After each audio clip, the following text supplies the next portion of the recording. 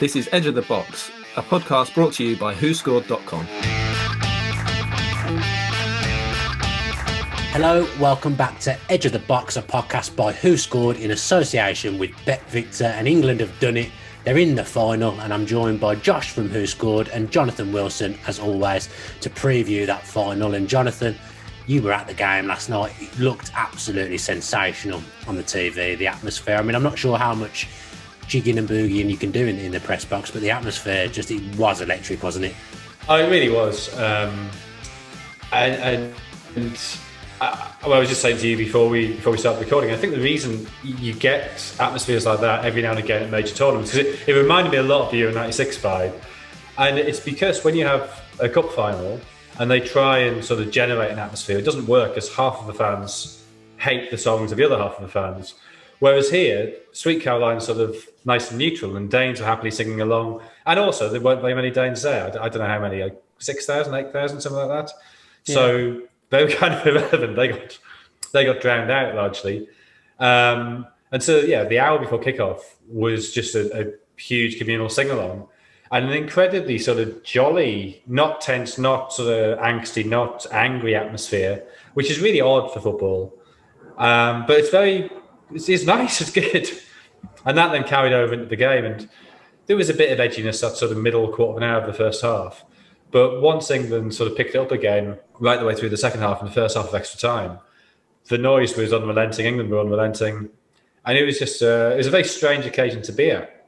I can't remember England being quite that relentless in a game. I mean, maybe I'm not the best barometer of this, because that was the first time I've seen England winning a tournament for 15 years. So maybe I haven't seen the best of England. And then in the second half of extra time, and I know you'll be annoyed about this because Grealish had to go off to make it happen. No. All I care about is England, Jonathan. It's not Jack Grealish land. It's England. Well, I mean, that's a step in the right direction as well. It's great you've learned at last. But when you're a journalist, you haven't been right as the game's going on, particularly as it gets nearer the final whistle. And obviously that's quite tense, because a goal could completely change what you're writing. So you got your head down, you're typing. And so, 5 minutes to go, the ball comes out to Harry Kane on the left, just right in front of me. So we're on the opposite side to the camera. So from where the camera was, the press box, the bit I was in, was over to the far right. So the end where Denmark scored their goal. Kane gets the ball just in front of me and checks and turns back and think, okay, he's not going to cross it. England are going to try and keep the ball and type a bit. And you're then relying on the noise of the crowd to tell you if anything's changed, if anything's happened. And I'm typing away, and I'm seeing this paragraph getting bigger and bigger. And then I start the next paragraph, and the crowd doesn't change. I'm like, what's going on? And when I finally look up again, having written 150 words or whatever in that 2 minutes and 40 seconds, Kane's got the ball again right in front of me. I'm sort of like, what happened to that? Did that 2 minutes actually happen? Or is that just sort of like, is my brain just glitched and 150 words have suddenly appeared on the screen? Because essentially, England spent 2.5 minutes doing absolutely nothing at the time when that was exactly the right thing to do. But I can't remember England ever keeping the ball like that. I know it was against 10 men, which slightly devalues it, but still. I don't remember England ever having the confidence to do that, the wherewithal to do that.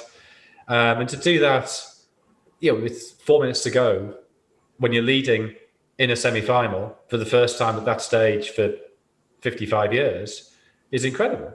Yeah, just not used to this calmness. I mean, one thing I realised then when you were talking is that I would be a terrible journalist. I mean, people might already think I'm a terrible journalist of sorts, but I would not be able to type and watch a football match at the same time. There's just absolutely no way I'd be able to do it.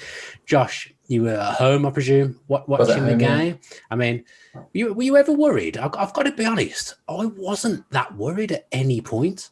I was worried when we started really well. I thought Sterling and Shaw looked really dangerous, really sharp, obviously riding on the wave of the atmosphere at the start. And then Denmark subtly started cranking through the gears a little bit. They were finding spaces. Good team. They were finding Damsgaard and Dolberg were finding spaces between our midfield and defence quite easily.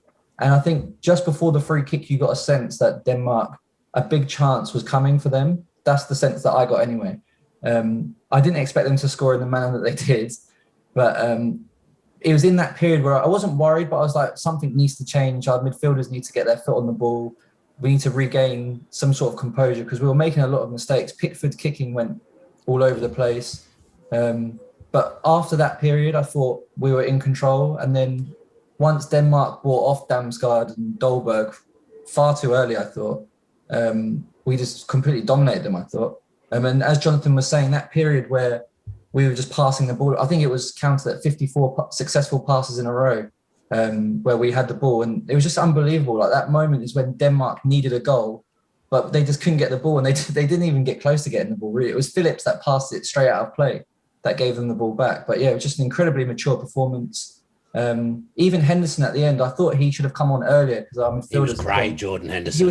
He didn't play it safe when he came on. Like before for England, he has been a bit safe, I've thought. But he was driving the ball forward, coming like powering down the wing to keep the momentum with us. It was just incredible, really.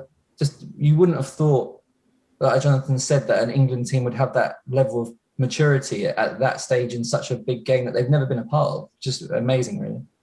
Does that stem from the manager, Jonathan? Because he's a manager that I would say he takes responsibility.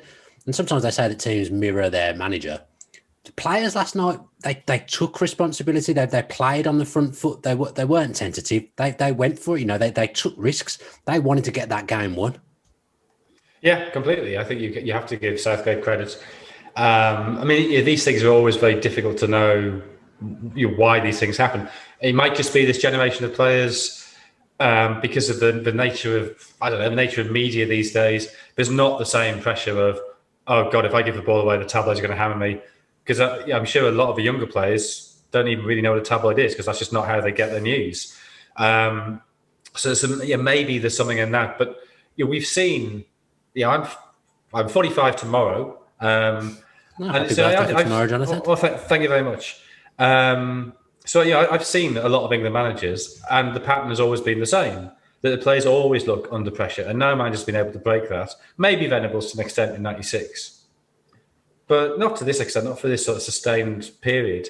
And what I really like about Southgate is he seems completely, he's simultaneously incredibly humble and modest, and has a graciousness. If you ask him a question, he stops and he considers it and he tries to answer it. And there's a basic decency and honesty there. But he knows his own mind. He's not going to be swayed by what the media demand of him. So there's no sense of picking the celebrity players. There's no sense of him giving into clamour. He knows what he wants, and he's quite prepared to stand or fall by his own decisions. And that, I think, is I think players must respond to that. They must see, okay, this guy is actually. He's ignoring the criticism. He's not listening to anybody else. This is on him. And actually, our day-to-day dealings with him, I'm assuming here, are very positive, and they like him. And you can see the way that even the players who aren't regular starters now, and there's some players in that squad who would have expected to be regular starters, Henderson maybe foremost among them, but also, Foden, Sancho, Grealish even. And there must be a little bit of disappointment there, but he seems to have been able to handle that. And he seems to have been able to convince them, no, this is not about this next game. It's about the tournament as a whole. It's about the whole squad. And this is your role within that squad. And this is when you'll be involved. And maybe you won't be involved because of this or that. I think it's an object lesson how you manage a squad. And maybe it also shows the difference between a national manager and a club manager. Because I'm still not convinced Southgate will be a great club manager. No, I agree with you. The day-to-day, really detailed tactical work that you need at club level is different to being a national manager. National manager is much more about getting the mood right, getting a basic system, working out how you want to play, and getting players to buy into it. And that, I think, he's done exceptionally well. And as that has developed, I think he looks more and more confident and more able in games. So when Trippier came on last night, my first reaction was, oh God, he's done what he did against Colombia in the World Cup. He's needlessly inviting pressure. And then, the brain clicks in. You sort of think, why has he done that? Oh, he's going to a back three. Yes, that does make sense because it's doing exactly what he did against Germany. It's matching up the wing backs shape for shape. And also, we've seen when Denmark attack, they attack down the wings. So if you're stopping them sort of 40 yards from goal with your wing backs, then you should be able then to dominate in midfield. And that was exactly what happened. But again, to have the courage to do that, especially when it involved taking Grealish off after he'd been on the pitch for 30, however many minutes, And you heard a little bit of a rumble of discontent from fans. I mean, it wasn't huge, but it was a little bit. If that had gone wrong, he'd have been hammered for it. If England had been out of the Euros, the thing everybody written this morning, everybody been saying on phone-ins, everybody been saying on podcasts would have been, well, it was all going fine until he took Grealish off. Why did he do that? Why did he take off England's arguably most creative player? But he doesn't let that infect his judgment. He does what he thinks is right, and so far it's working. Yeah, he's his own man, Josh, isn't he? And so far, I can't think of a bad decision he's made. I think that's it. Jonathan hit the nail on the head. He has this great ability to cut through the noise. I think a lot was made of the Grealish substitution by the pundit. I think Gary Neville was quite hard on the substitution to take Grealish off. But I actually tweeted before the full time of regular time that Grealish was the most likely player to be subbed off out of Mount, Sterling and Kane. Mount got subbed off for Foden, but there was no way he was going to take off Sterling or Kane once England got ahead. And he took Grealish off, and afterwards, Southgate even said that Grealish basically said that he didn't care because England are in the final and that's the most important thing, which it is. And if see, with that, what I'm interested by there is, did Grealish? Maybe it is just straightforward. Maybe Grealish really did say that.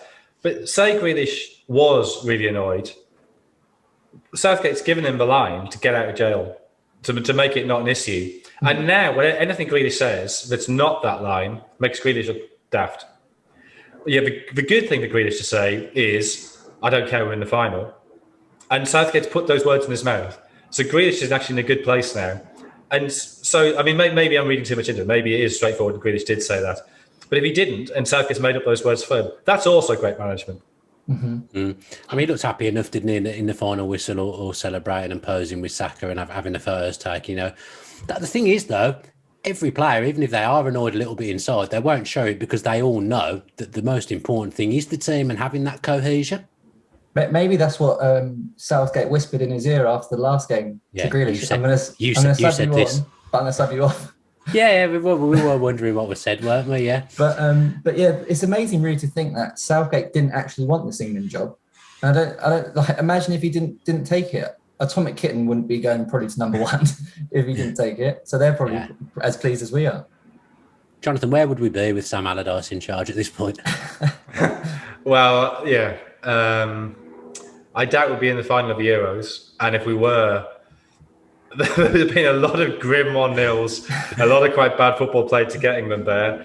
I don't think you'd be seeing a squad with Sancho and Foden and Mount and Grealish in it. I don't know. Allardyce won his one game in charge. He set the thing up. He won the hardest qualifier. His one game in charge. Is that 1-0 away in Slovenia or Slovakia? Slovakia. Lallana scored, didn't they, I think? Is it Lallana? Feels like it was about 10 years ago. I think it was. Yeah, I think it was Lallana. Yeah, I'm going with it. I think Joe Hart might have made a couple of very good saves as well, but I don't know. Those qualifiers tend to blur together. But it was definitely the hardest of a qualifying campaign. And so, Allardyce laid the foundations. Let's credit where it's due. Basically, this is not Southgate's success at all. This is Allardyce's doing, and we should all bow at the altar with Big Sam. We would have loved to see Andy Carroll as an impact sub. That would have been sensational in the Euros, wouldn't it? Let's talk about some of the individual England players now, then, Josh. And Raheem Sterling, I'll be honest, I don't think actually he was in any of our teams pre-tournament. I don't think me, you, or Martin put him in our team, Jonathan, for how we thought England should set up in the first game. He's never had the best tournaments for England, but he's absolutely come alive and carried England on his back at times in this one.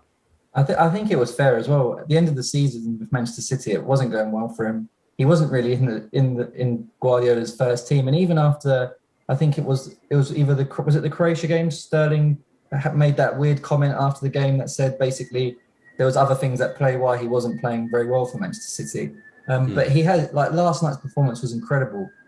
I thought there would be a point in the game last night where he would just stop running because he had done it so much, but he just kept going. He kept driving the ball forward. He was causing them all sorts of problems on the left and on the right, where he eventually won the penalty. I'm not sure Vestergaard will want to see much of him next season for Southampton, but incredible performance. Yeah, really, he was man of the match. I would say last night, Jonathan. He just his energy never went anywhere, and he was just such a threat all night. Yeah, I think it's It's a problem with sort of modern discourse that everybody wants to make everything into sort of some kind of culture war. It was completely reasonable to say, I'm not sure Sterling should be in the team at the start of the tournament because he hadn't played well for 2 months. Now, you get into a slightly different argument of, well, yes, but his last England game was a decent performance, and that's fair. But what are you looking at? Are you looking at how he played for England in March, or are you looking at how he played for City in April and May? I don't think it's unreasonable to look at how he played for City in April and May and have doubts. And obviously, we're speaking from a position of ignorance because we're not seeing him in training. And Southgate maybe saw him in, maybe Southgate had that question in his mind, saw him in training, thought, that's fine. He's still great at this, still links up really well with Kane, still want him in the starting 11. So it's perfectly possible to still think he's a really good player and to doubt whether he should have been in the team at the start of the tournament. But even that first game, I wasn't fully. I know he got the goal. I know he played well, but I thought it was quite patchy his performance that first game. But since then, he's grown and grown and grown. If England win the tournament, he's probably player of the tournament, right? Yeah. And he can do it on the left, he can do it on the right. And I know that there's been a lot of debate over the penalty. And this is one of the strange things about being there, that UEFA have messed up the media facilities in a massive way at this tournament. You shock me. Well, normally it's pretty good, to be fair. Normally tournaments, it's pretty good. I don't know if it's to do with Corona, I don't know if it's to do with the disparate nature of the tournament. But the monitors the journalists have on their desks in the press box show the same feed as the big screen. And normally we get the TV feed. So what that means is contentious decisions we don't get to see, which is kind of pointless. Yeah. So I was, the other end of the stadium to the penalty, 150, 180 yards away, through a crowd of players. I had no idea if it was a foul or not. And I actually didn't see it till this lunchtime when I watched the game back. And I was really surprised because having seen all the talk about it, I thought it was a blatant dive. And then I saw it again, so I think it's a penalty. Yeah. The law says it's an offence if you trip or attempt to trip. Now, Myler sticks his foot across. Now, Sterling could just run into it. He could just run into his leg, and he'd be tripped, and that would be a penalty. He doesn't. He jinks to his left, which knocks him off balance, at which Jensen comes across and barges him over. So it's actually 2 fouls, I think. And it's a little bit soft. It's not the biggest contact in the world. Maybe if the floor had been covered in drawing pins, he would have found a way of staying on his feet. But I've seen penalties given for a lot less. And certainly once the foul's been awarded, you're not going to unaward it. And I sort of thought, England had all that pressure second half, first half of extra time. And I was starting to think, how are they actually going to score here? Because Denmark is so good in the air at the back. You have the 3 big centre-backs. Although, having said that, England still won 52% of aerial duels in the game. They'd won, I think, 73% against Ukraine. So that shows a difference. So England was still marginally dominant in the air, but crosses in the box, they weren't getting a huge amount of joy from. Maguire had a couple of efforts. And then even low crosses in the box, it wasn't quite falling for them. Kane had a couple of chances. Ronnie sort of took off Grealish's toe. But it just sort of felt like one of those nights where it wasn't going to quite drop. And then increasingly, you had Grealish and Sterling running at these tiring, big Danish centre-backs. And you just sort of thought, at some point, there's going to be a penalty here. And every time one of them got the ball, you could see their first instinct was get in the box and then stop and see what we're going to do. Because they knew that a dangling leg was going to be there and eventually the penalty was going to come. So I sort of felt that even if the incident for which the penalty was eventually awarded was maybe slightly soft, although, as I say, I still would err on the side of that being a penalty, I think a penalty was coming at some stage. And that's down to Sterling's running his quick feet. And I think he completed 12 dribbles yesterday, which is more than anybody else in any one game of the tournament. Yeah, and I was a bit Peter Walton about it last night. You've seen him given. It could have been a penalty. If it hadn't have been given, I probably wouldn't have had too many complaints. So yeah, I Peter Waltoned it. But let's talk about. There was the incident just before that, wasn't there, when Sterling ran into Vestergaard, and Vestergaard went down. Sorry, Sterling went down, and that was a similar one. I couldn't really complain it wasn't given. I think that could have been a penalty because Vestergaard just sort of stand in his way. He's not making an attempt to win the ball. He's standing there. So I think if you run into the box quickly enough, often enough, eventually you get a penalty for it. Yeah, I think like you said, I kind of felt like a penalty was coming. You had the Kane one as well in the second half as well that looked like it may have. Oh, when it was given for free kicks just before that. Yeah. I mean, I've seen that given at Villa Park against Villa. Very, very similar. Harry Kane picked it up for Tottenham at Villa Park, so you've seen him given again. Josh, let's talk about goalkeeping a little bit. We haven't done much goalkeeper chat in this podcast through the run. And Casper Schmeichel, I mean, he's one of my favourite goalkeepers, and he was brilliant again last night. But he'll probably be disappointed with the penalty. I know. I think in the analysis after the game of ITV, I think they summed it up quite nicely. I think Kane hit the penalty so poorly that Schmeichel changed his mind mid-dive, where instead of parrying it, he tried to catch it. And because it was so poorly hit, it just fumbled out of him. But before that, he was unbelievable. I swear, I don't think I've ever seen him make normal saves. When he is called into action, it's always a stunning save. Like some of the saves were just incredible. The one from the header, incredible. The one from Sterling, even though it was straight at him, he still made himself big, sort of thing. And yeah, it was a bit. Jordan Pickford's been really good in this tournament, I think. And when the free kick went in, I wanted to blame him because it was more in the middle of the goal than the corner. But he's hit the free kick so well, and Denmark's walls jumped to the side at the last moment to sort of block his vision. But as the game went on, and the more the ball went to Pickford, the more I got nervous. This was the Pickford I was expecting at the tournament, to be honest.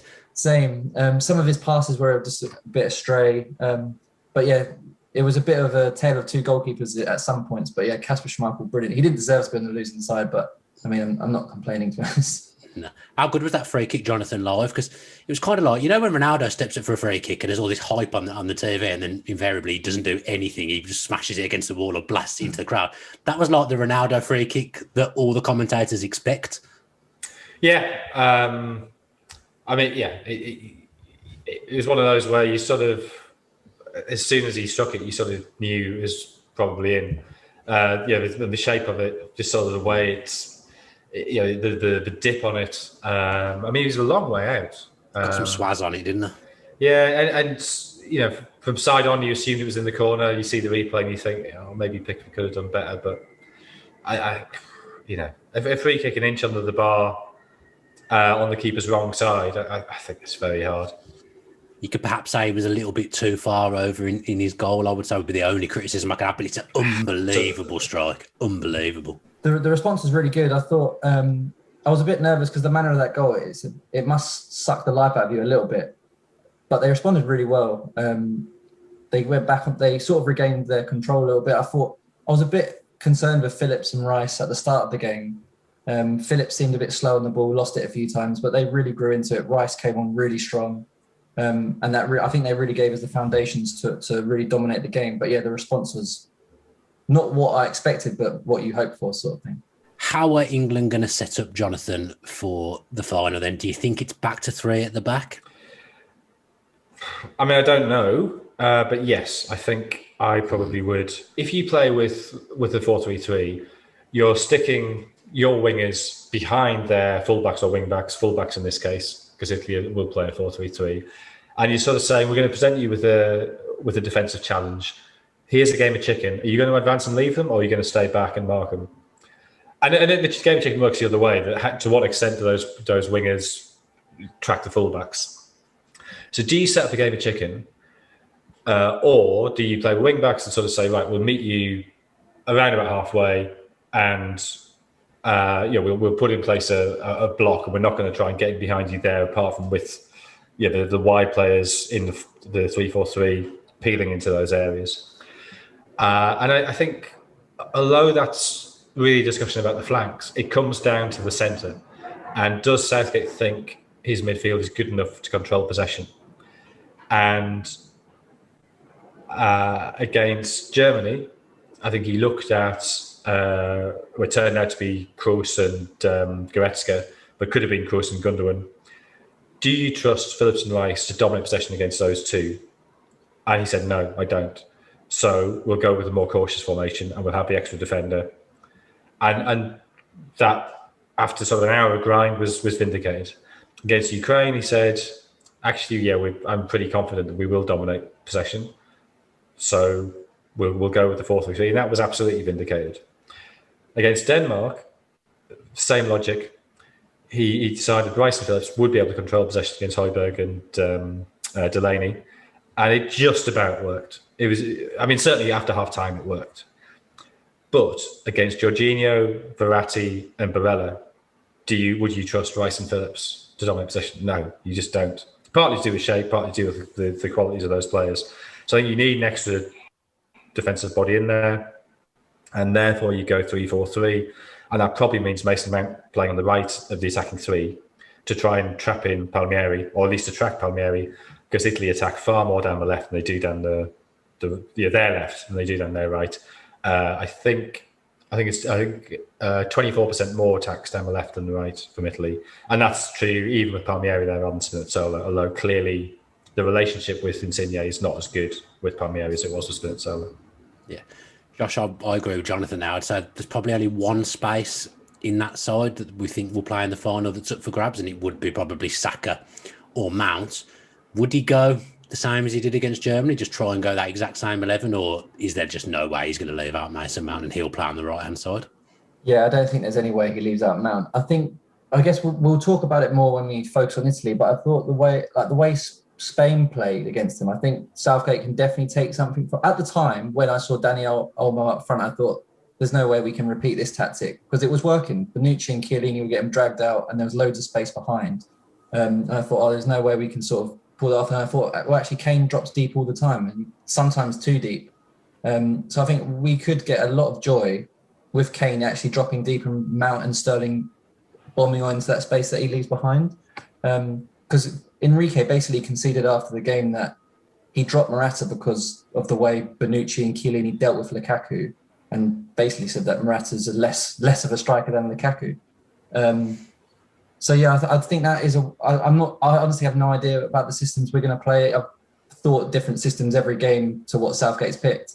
But I do think if there's one area that we can try and hurt Italy, it is trying to make use of that space that Kane can leave by pulling Chiellini or Bonucci out. Yeah, Mount's pretty decent at floating around as well, isn't he, Jonathan? Yeah, I mean, you saw again last night why coaches love him. The defensive work he did, particularly in that dodgy quarter of an hour in the middle of the first half. Yeah, he was always back there tracking Damsgaard. You know, he's such an intelligent player defensively, works incredibly hard. Didn't have a best game creatively, maybe, but yeah, he was as vital as anybody else. Well, that's not true because he wasn't as vital as Walker or Shaw or Sterling, but he had an important role in the win. Yeah. Let's have a brief break before we go and talk about Italy then. Let's have some fun. Let's pick up fun. I mean, is it that fun? It's fun to me. Jonathan and myself have picked our team of the tournaments, and Josh, you've got the Who Scored team of the tournament as well. Just explain how Who Scored have gone about picking their team. So we've based this on players had to have made at least 4 appearances at the tournament. So good. It gets rid of anyone that plays in the group stage. So you have to have played a group stage game and then at least one knockout game. And we've actually gone in a 4-3-3 formation for our team. I don't know if you want me to run through mine now or you want to start. No. I think we should. I'm playing 4-3-3. Jonathan, are you playing 4-3-3? Yeah, 4-3-3. Yeah, I say we can do the odd one at a time. Okay, cool. That'll be fun. So I told you it'd be fun. Your rules has meant that I could have put Paul Pogba in, and I didn't because I thought he'd gone out too early. But anyway, because I just enjoyed watching him. But let's go then, Jonathan. Who's your goalkeeper? Schmeichel, no question. No question. Yeah, I mean, Courtois has been all right. Jan Sommer, I think, would have had a good shout, but Schmeichel last night was so good that just carried him over the line. I went for Jan Sommer. That was my pick. I think he's such a good goalkeeper. He's been good for a number of years, but I just thought he really stood out in this tournament. So yeah, I went for Jan Sommer because I thought I enjoyed actually watching the Swiss. I thought they were very good in this tournament, and I wanted to get a Switzerland player in, and I thought he was good, so I went for him. Who's rated the best then, Josh? It was Pickford prior to last night. Or prior to until he started kicking the ball everywhere he wasn't supposed to. Prior to the semi-final. So now Donnarumma is actually the goalkeeper in our official team. My one issue with Donnarumma, I think he's made some great saves, but I thought his kicking was really poor in was it the semi-final or the quarter-final? I think it was the semi-final. Yeah. him and Pickford took the same medicine before the game. They were both doing exactly the same thing. The ball could spend a lot of time out of play on Sunday, judging by those two distribution. Would Sommer and Schmeichel close, Josh? Sommer was very close, and I think Schmeichel was fourth. I think he was our player of the semi-finals. He was the best rated over both games, but I think his rating before that wasn't quite as good to get him into first place. Right back, then we'll start with the Who Scored algorithm. Who's the Who Scored right back? We have Vladimir Kufal from Czech Republic as our right back. Interesting. I went for Azpilicueta just because I thought he really changed Spain when he came in. They looked better, more solid defensively when he came in, and he's just a good player that I like. Jonathan? It was a toss-up for me between Kyle Walker and Kufal, but mainly to try and diversify the team, I went for Kufal. Fair enough, yeah. But he's had a good year, hasn't he? Good year at West Ham, and he had a good Euros as well. Fantastic player, fantastic signing. I think that's really harsh on Kyle Walker because I thought he was excellent last night, but otherwise I was just picking Team and England players. So yeah, it's difficult, isn't it? You don't want to just pick the England team or the Italy team, which is what I felt like I was going to do at a certain point. So I put a bit of variety in mine as well. Let's do left back next then. Luke Shaw. Spinazzola had he still been fit, but obviously he's not. And there's been, Myler was very good. I thought he got a little bit exposed defensively last night. I didn't notice him much last night. Well, I think also you really noticed he was playing on the wrong side. The one Sterling got a run at him, you saw he was really struggling defensively with that. That every time Sterling went outside him, you haven't bothered.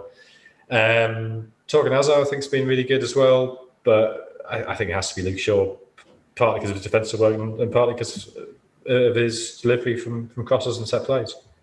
I went for Spinazzola. Probably before he got injured, he was just someone I really, really enjoyed watching. I thought he was a massive part of what has made Italy great in this tournament. So I didn't want to leave him out. So I put him in just because of his energy and the tempo that he plays the game at. So it was very close between Myler prior to last night, Spinazzola and Shaw. But yeah, Shaw is the left back in ours. He's just been incredible, I think. Really come on strong since not being picked in the first game. Yeah, Jonathan, you and Who Scored are matching up quite strongly so far. What's the Who Scored centre-back pairing, Josh? So Harry Maguire's the first one, but he's actually the second highest-rated player in the whole tournament. I think the way he played yesterday on a yellow card, I was a bit nervous at times because he seemed like very up for it, maybe too up for it at times. He was pumped. He was very pumped. But I thought he was just incredible. He played with no fear on the yellow card. Something that he's really good at is anticipating balls into the striker's feet and stepping in and then driving forward with the ball. And he did that all the time, even at moments where you thought, if you get that wrong, you're going to get sent off. But he kept going. Yeah. Maguire's the first one. And the second one, which may cause a few eyebrows to be raised, is Matt Hummels. What I would say is that statistically, he does excel in a lot of things, which helps in his rating.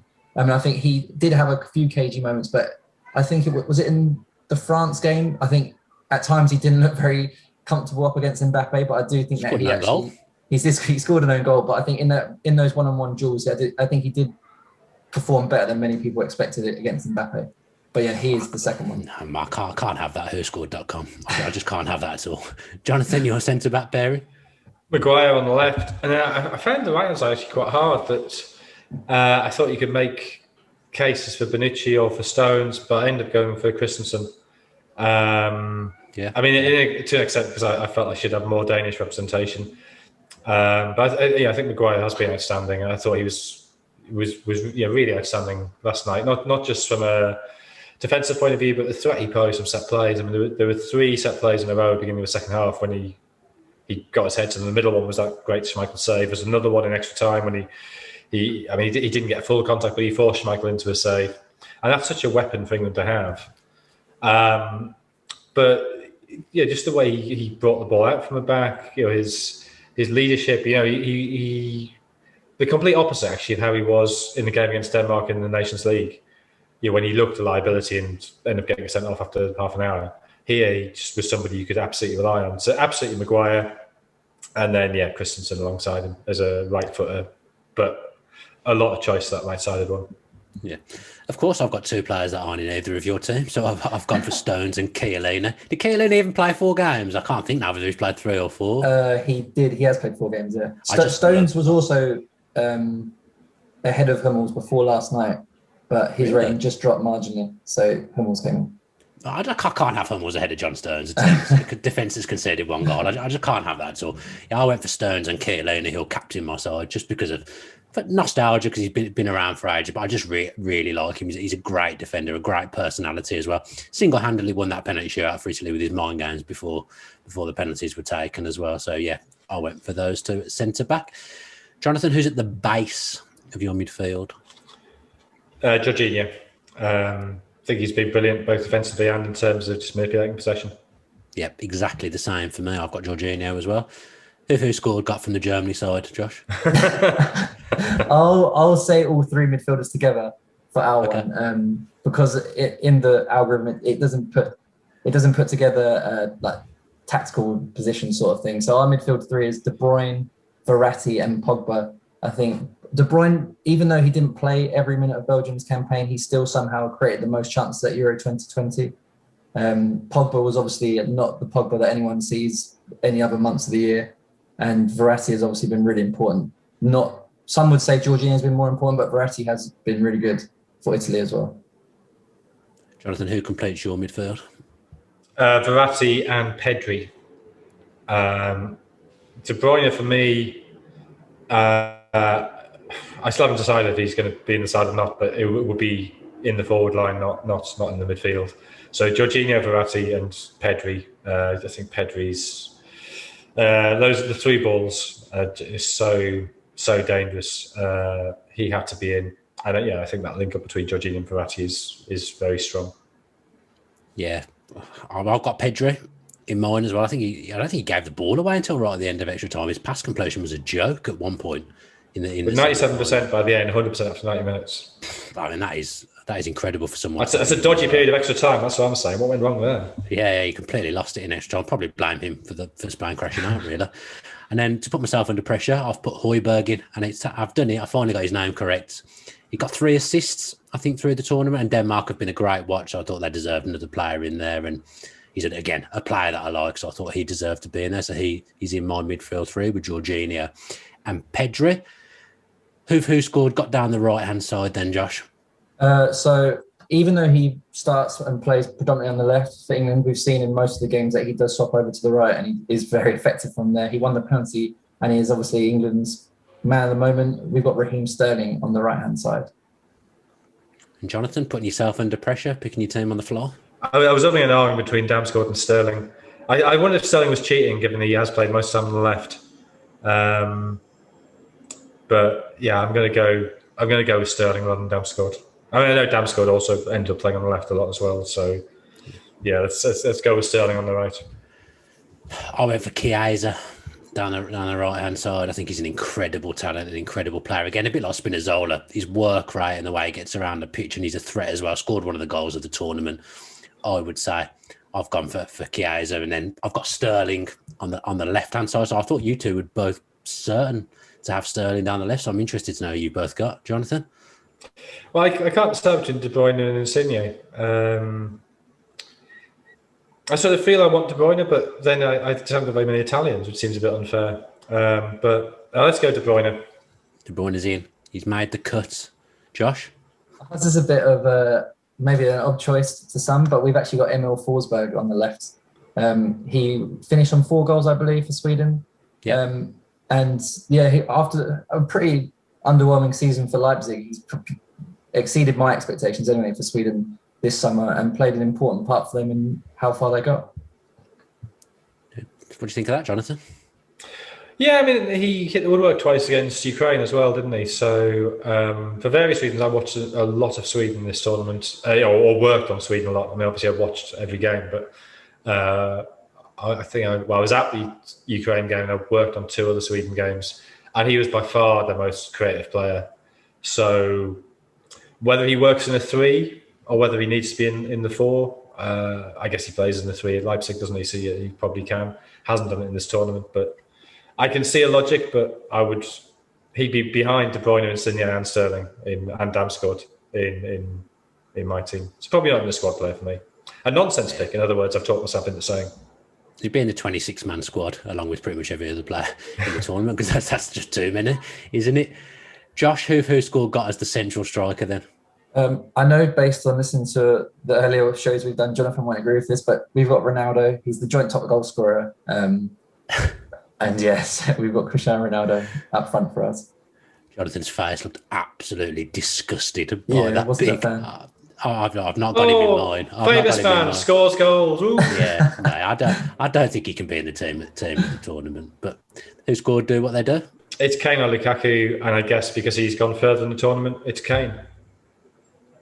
Yeah, I went for Schick. Yeah. I mean, I had a good tournament. Yeah.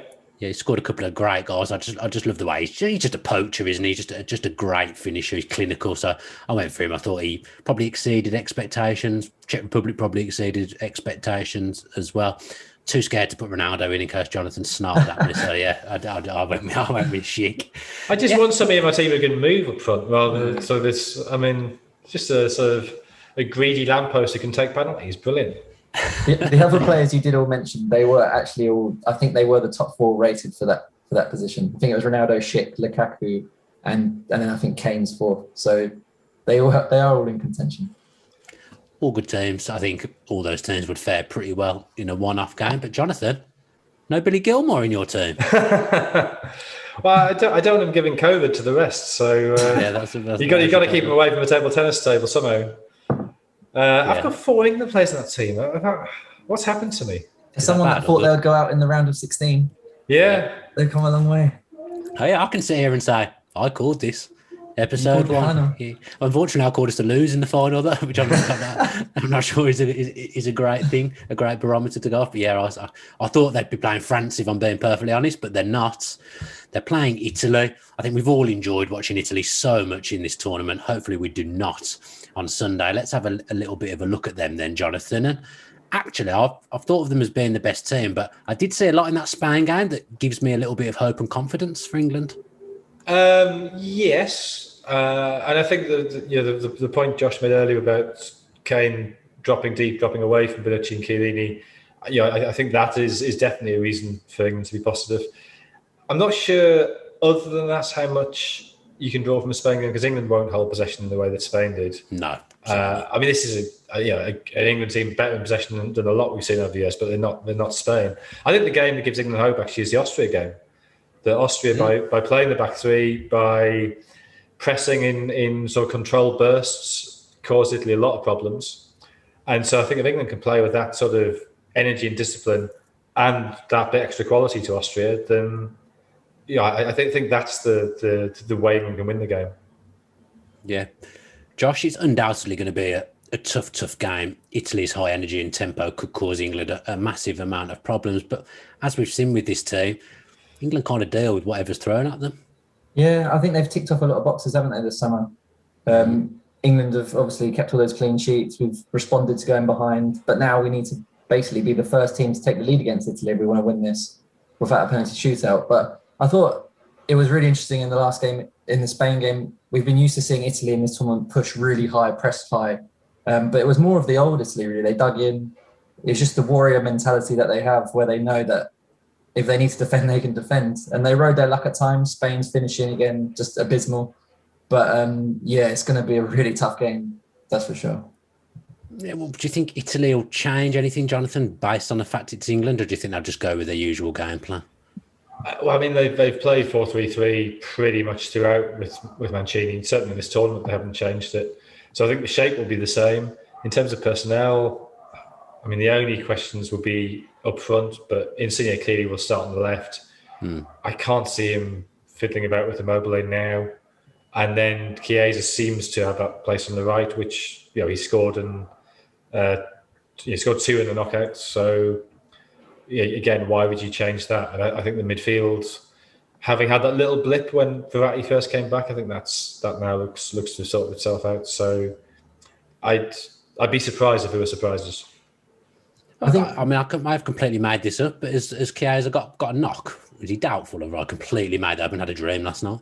He did seem to come off, but I'm not sure if it was just cramp or an actual injury. Okay, yeah. But I guess that is really the only doubt. I think Mancini's done a really good job of managing Verratti back to full fitness, because obviously he was a big injury doubt coming into the tournament, and I think he's he's completed the 90 minutes once, and I think he's come off in about the 70th minute in all the other games. So I think this is a bit back in the tournament, but I think what he's done really well is what Roberto Martinez didn't do very well with Hazard.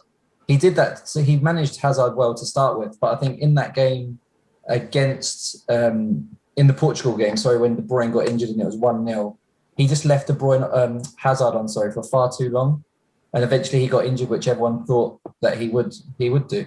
Mancini's done really well managing Verratti. And his partnership with Jorginho and Barella, it's definitely going to be something that England have got to get on top of as best they can. Otherwise, it's going to be a long night, I think, of us chasing the ball. Yeah, and Jonathan, if Morata can score past Italy, surely Sterling and Kane are going to score hat-tricks. Well, yeah, Morata's such a strange player. Great finisher as long as he doesn't have to think about it. Yeah, but if he's actually got time, he's a problem. So, yeah, I mean, that's the slightly strange thing about this Italy. You sort of think of them as, they're defensively sound. And, they're on this, 33 game unbeaten run now? But actually, Spain could have had 3 or 4. I mean, there was the easily Oyarzabal chance, the header, when he somehow just managed to move his head out of the way of the ball. Where any contact there would, 90% chance of it going in. So I can't think about that 33 game run. The only team in the world's top 15 they've beaten in it is Belgium, and the only other one they faced was the Netherlands right back at the start when they drew against them. So it's a 33 game unbeaten run. It's clearly exceptionally good. They're clearly a really, really good team, but I'm not 100% convinced by that defence against good sides. And I think England now you have to count as a good side. Yeah. So marginally favour Italy, but it's still a definite opportunity for England. Yeah, I'm a little bit worried about what Josh has said, the control in the midfield. They're all excellent distributors, those three in midfield. I think Italy could quite comfortably control the game, but maybe that suits England to an extent. I don't know. But I think that's the thing. I think England can play both now, which has not been the case before. I think Italy can play both, which makes it tactically very hard to call. There maybe early on there might be both teams wanting the other team to take the initiative. Yeah, feeling each other out like a cagey boxing match. We've got a combined 11 of the two teams, Josh, and I believe, Jonathan, you've put one together as well. What are we 4-4-2? Josh, who scored? Still sticking with the 4-3-3 on this time. 4-3-3 for this one. That's good. Yeah. Are you 4-3-3 as well, Jonathan? Yeah, I am. Yeah. Go on, then. Let's do it the same way we just did the last bit. Then, Josh, who's the goalkeeper? Donnarumma. He was the player in the team of the tournament, so he keeps his place in this team. Jonathan? Yeah, Donnarumma. Yeah, full house. Right back for you, Jonathan. Walker. We've actually got Di Lorenzo. I would say that Walker. There's something about Walker that I know he's fast, but every time I see him have to use his speed, I'm still shocked at how fast he is. He just eats up the ground. So he is like a greyhound. It's incredible. But yeah, we've actually got Di Lorenzo just marginally ahead of him. Yeah, he definitely had more Red Bulls last night than he's ever had previously. You just say him extra quick. Left back for who scored? Shaw again, team of the tournament, Luke Shaw. Jonathan, I'm presuming you're the same. Yeah, sure. Yeah. And your centre back pairing, Jonathan? Maguire and Bonucci. Josh? You'll be pleased to know this. Matt Hummels hasn't squeezed his way into this one, but we've actually got Stones and Maguire as a partnership. It's an all-England partnership. I guess it makes sense when England have only conceded one goal. Well, I mean, if Italy conceded 2 or 3 now? Is it 3? One against Austria from a header from the corner. Belgium. 3 I think it is. 1 to Spain and a penalty against Belgium, so 3. Yes, yeah, but I guess it makes sense for the 2 England centre-backs to be in there. Give us your midfield 3, Jonathan. All Italian. Jorginho, Barella and Verratti. We've got similar. We've got Jorginho and Verratti in it as a 2, and then we've got Mason Mount joining it as a 3. I mean, Mason Mount, I like him, and I'm not saying he's not a good player, but he must do something. He must know about the WhoScored algorithm. I don't think he's been as good as he is in that table of WhoScored. I've got to be completely honest. He knows that algorithm like the back of his hand, Josh. It is interesting. Like last night, like Jonathan said earlier, he didn't seem to be that creative, but I think Mount actually created the most chances of any of the semi-finalists. But he ranked top for key passes in that, which I guess he takes corners, and we did look quite threatening from them. But yeah, Matt, I would say that we haven't seen the best of Matt, but at the same time, he's done exactly what Southgate needs of him. Yeah, fair. And your front three for who scored? We have gone for Sterling, Kane, and Insigne as a complete in the front three. And Jonathan? Yeah, well, Kane definitely is centre forward. Sterling on one side or the other. Then it's a question of whether you want Chiesa or Insigne. So given Chiesa maybe a doubt, I'll go Insigne, play Sterling on the right. Yes.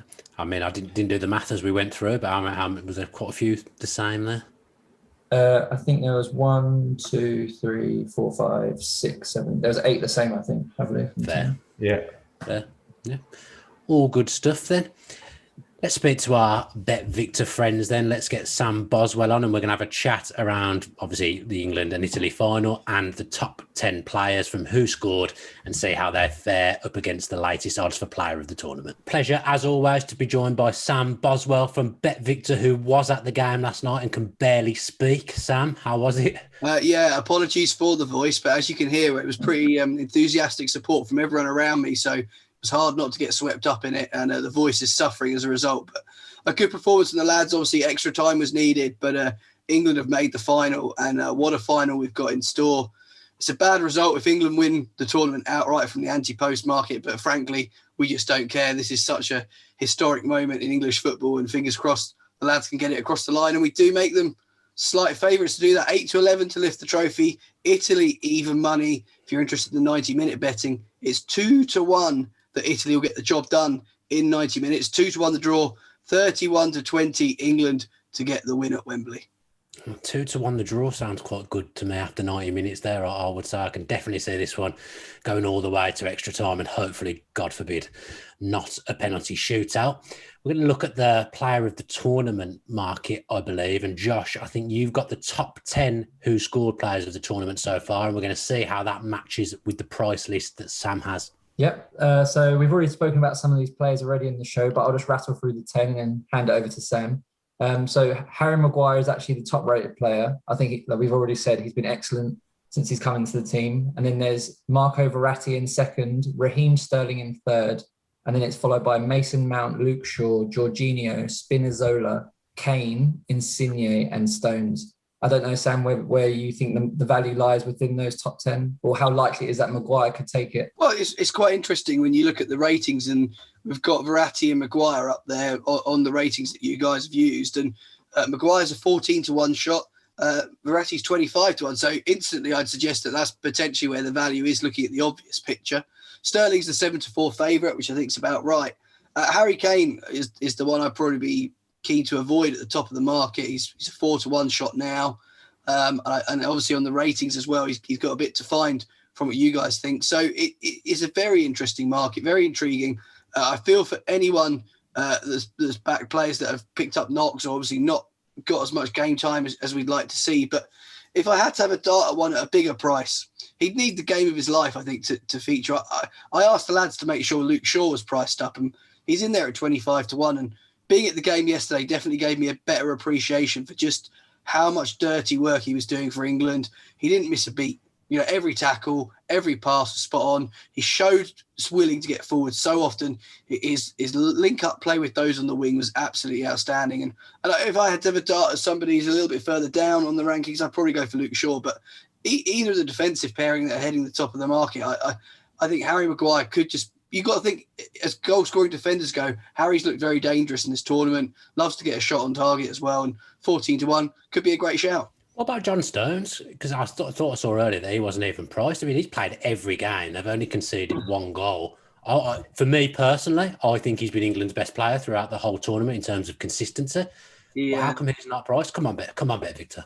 66-1 if you really want to go. Is he? I think he's been a bit too quiet, though. He's gone about his work a little bit too consistently, you know, whereas it's very hard, unless he's going to go and score a couple of key goals in the game. I think it's going to be very hard for him to feature in the head of the betting. You know, you look at why Sterling's favourite. Well, he's already made his mark and achieved so much. Traditionally, defensive players and midfielders do quite well in this market, I suppose, because the golden boot exists for the goal scorers. But Out of the pair, I must say I'd much rather be backing Maguire. I just think he stands out a little bit more out of the pair of them, the leadership qualities he shows as well. I'll be staggered if he's not an England captain in time for a long period of time. So I like the shout at 66-1. Listen, for a small bet, you'll have a bit of fun. Yeah, I've already had my 66-1 earlier on in the tournament on Verratti. I'm pleased to say he's come down to 25-1. I think you said it was, so that makes me think that I've been maybe a little bit clever. If they shorten, you're always going to feel a bit better about things. And I think this tournament, England have really spread around some of the team performances. You could pick out players that perhaps play better in certain games or not so great in others. But I do think the consistency has been fantastic for the squad, and it's going to be really interesting to see who's going to line up. We will have obviously player of the man of the match markets and that sort of thing for the match markets as well. Specials are already up. Just give them a quick mention as well. Italy to win 1-0. I mean, that will appeal to the better in me, not the England fan in me. We've boosted that price. We've got a few bookings boosted as well on there, but it's going to be fantastic. A real. I think both teams are the right teams in the final. I think it's fair to say. For all, Spain were impressive in the semi and arguably unlucky. I think Italy over the course of things have been that bit better. Josh, we've got our last bet builder of the tournament. Then talk us through what we've gone for. Didn't have success in the last round, did we? No, hopefully we'll finish with a bang. We got the Maguire card right and we got the Kane to score right, but we'll just let down by a few others. But so we're going for something slightly differently in the final. We've gone for 2 goal scorers. So the first one is Lorenzo Insignia. He's one of 5 Italy players on 2 goals, which is quite impressive how they've shared the goals around. But he's actually had the most shots on target for Italy this summer. And if Chiesa's a doubt, I'm not sure what his fitness is like, then I guess the onus will be more on Insigne this time around.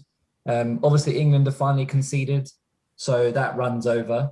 And then the next goal scorer, we're going with the man of the moment, Raheem Sterling.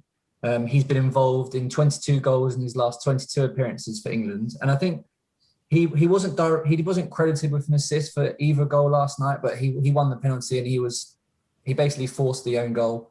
That was probably the game of the tournament for him so far. I think what's most impressive about Sterling as well is he scored all 17 of his goals for England have been in competitive fixtures, which is quite rare. You would think that people normally get their goals in friendlies against San Marino, but all of Sterling goals have been in competitive fixtures.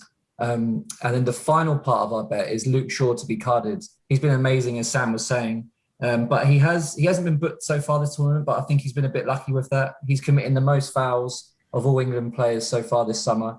And if Chiesa is fit, then that's a key head-to-head, I think, in the final. And that was originally priced at 33-1. And I think, Sam, you've boosted it to 50, am I right? Yeah, it's 50-1, right on the front of our homepage as well. Go and get involved, guys. I quite like it, I must say. I think if we can get an early goal in the game, I could see that certainly having a play. I think touchwood, injury permitting, all 3 players should play out the 90 as well. So there's a lot to like about it. And a 50-1 from 33s, you get a run for your money, I think, and it's a bit of fun. And I can understand the Luke Shaw angle. I must say, he's not afraid to dive into one either. And the Italians certainly have got the gamesmanship to be able to potentially, how should I say this diplomatically, encourage the referee maybe to get the cards out a bit quicker than most. Well, let's see what happens. I can imagine your voice is going to perhaps come back and then go again on Sunday. Sam, it's been a pleasure to talk to you through this run of podcasts, and hopefully we'll chat again soon. Yeah, really looks forward to the final, guys. Obviously, fingers crossed it's coming home. As ever, we'd encourage people to gamble responsibly, and have enjoyed our partnership so far, and looking forward to more content throughout the season. Right then, let's finish. Let's put our necks on the line. Jonathan, are England going to bring the trophy home? I mean, I guess the trophy's already home because it's already going to be at Wembley. But are England going to win Euro 2020? No. No, Jonathan. No. Italy to win 2-1. I think Italy just slightly better. Extra time? Or maybe extra time. Yeah, I think it's going to be. I can just see a situation where England end up getting very frustrated, chasing a game, and Italy being able to sort of run the clock down, and Wembley in revolt. Are you going? Yeah. Well, I don't know how interested people are in this, but I am. I got a late call up for the Guardian for yesterday's game because a leading Guardian writer had to self-isolate. So I'm very much for Jeff Hurst to his Jimmy Greaves. And the good news is he's still self-isolating at the weekend. And another Guardian journalist got pinged at the game last night by Track and Trace. So I was pretty confident, and I got the nod this morning. So as long as UEFA give the Guardian the same number of places, I'm in for the final. And you've got your 100% record of watching England so far in this tournament. So that's a this good tournament, thing. yeah, that's true. That's good. Josh, I'm going to be slightly more optimistic, and I'm going to back England to do it. But I do think we're going to need extra time. I can see it being 1-1, and then again, like we did against Denmark, taking it home. But I do think if Italy do win it, I think Jorginho will be player of the tournament. I think he's just the way he took that penalty in the last game. I think that's put him ahead in that particular category. He has missed a few penalties like that as well. I've seen it. Yeah. He's very reliable. I think it's Chelsea get a lot of penalties, but it was just the way someone clapped. He actually just applauded the audacity, and the ball hadn't even hit the back of the net. He just started clapping him. That was incredible. But yeah, I think England are going to do it. Part of me just wants to stick with, because I said on the first show they'll get to the final and lose. Part of me just wants to stick with that. I've got a horrible feeling 1-1 and England lose on penalties. It'd just be vintage, wouldn't it? It just would be. But it's still amazing progress, Jonathan, even being in a final. Because think of it this way, right? Semi-final in the last World Cup, finalists this time, and then if we do lose, we're going to win the World Cup anyway, because that's how it works. Going up the ladder. Yeah, that is absolutely how it works. I mean, from a narrative point of view, I guess the right ending is England win it on penalties, with Pickford scoring a Panenka to avenge Joe Hart's humiliation at the hands of Pirlo. And if there's any England goalkeeper who's going to attempt a Panenka, it is Jordan Pickford.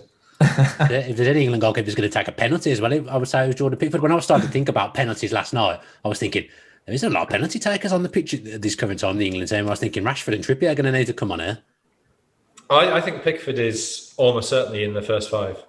Yeah, I was thinking exactly the same last night. I thought he might even be number two penalty taker after Harry Kane last night, because I've not seen Sterling take many great penalties, and I was thinking there isn't really anyone else who's taken any.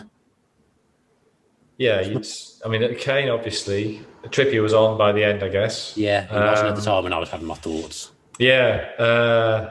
They do say at Manchester United that Luke Shaw is one of the best finishers in training, but I don't know if I would particularly want him on a penalty, to be honest. Oh, you know what? Let's get Gareth Southgate up to redeem himself. Oh, I'll just be the final when it goes all the way to the managers having to take penalties, and Gareth Southgate lashes home a penalty. Well, I like the way Kane's penalty yesterday was a little tribute to Southgate. Kind of hit really slowly, in the middle of the goal. It was sort of mirror image, but it was similar, yeah. But with the advantage, of course, he was allowed to lash in the rebound, which Southgate couldn't do. Yeah, I did turn into Barry Davis last night when Kane missed that penalty. Initially, I went, "Oh no!" And then obviously he tucked in the rebound. So yeah, that does us. Pleasure to talk to you both. Nerves are starting to come up a little bit now, but we're there, and that's a massive achievement. As I've said, it's going to be a cracker on Sunday, but yeah, really, really nervy one as well. Jonathan, if you are there and you don't get pinged, hopefully you enjoy the game. The Guardian COVID pings going off left, right and centre at the moment, but I hope you remain unscathed and can be at the game. And Josh, filling in for Martin again the last couple of episodes. We might never come back on the show if we come back. Who knows? Been a pleasure talking to you. Thanks a lot. Right, so thanks ever so much to all you guys for watching as well. We've really, really enjoyed doing these episodes together for the Euros. Hopefully there'll be something more to come next season with the Premier League as well. Thanks for sticking with us. Please, please, please, football comes home on Sunday, and I hope you all enjoy it. Take care.